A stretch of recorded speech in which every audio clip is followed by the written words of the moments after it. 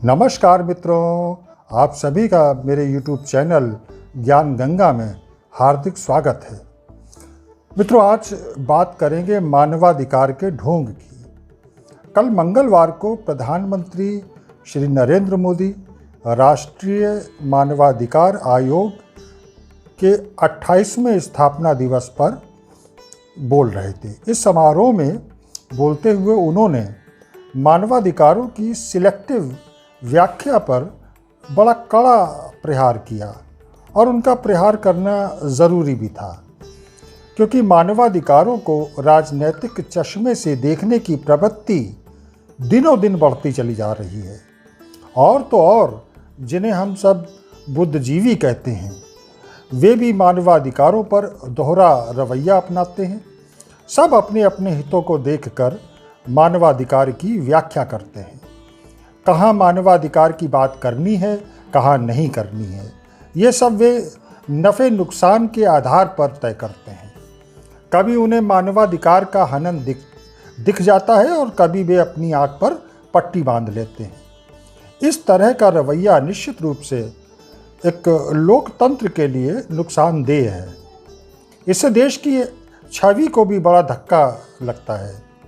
ऐसे लोगों से न सिर्फ सतर्क रहना है, बल्कि इन बेईमानों के खिलाफ अपनी आवाज़ बुलंद भी करनी पड़ेगी। इसी तरह का एक समूह और भी है हमारे यहाँ, सेकुलर लोगों का समूह, सेकुलरिज्म। वे भी इस तरीके के समूह में है और उनसे भी हमारे देश को बहुत नुकसान पहुँचा है। एक नंबर के मक्कार हैं।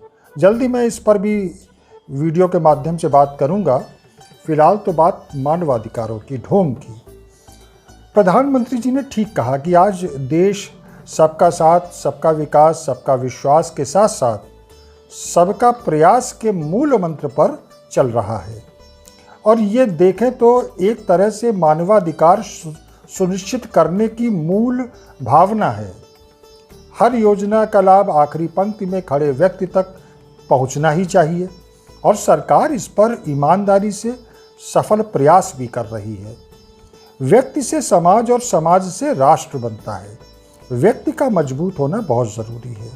इसलिए प्रत्येक व्यक्ति को अपने अधिकार के प्रति भी सजग रहना चाहिए और अपने कर्तव्यों के प्रति भी बड़ी शिद्दत के साथ उसे अपने कर्तव्यों को भी निभाना चाहिए। लेकिन दुख इस बात का है कि जो ये फर्जी बेशर्म कुछ मानवाधिकारी संगठन हैं, ये व्यक्ति की प्रगति के विषय में समान रूप से नहीं सोचते, बल्कि उनका उद्देश्य ही अपनी राजनीति चमकाना होता है, अपने हित साधना होता है। कुछ लोगों के लिए, कुछ संगठनों के लिए मानवाधिकार एक तरह का धंधा बन गया है। जिनके मानवाधिकार वाकई में कुछ ले गए हैं, उनकी तरफ इन लोगों का ध्यान कभी न गया और न जाता है।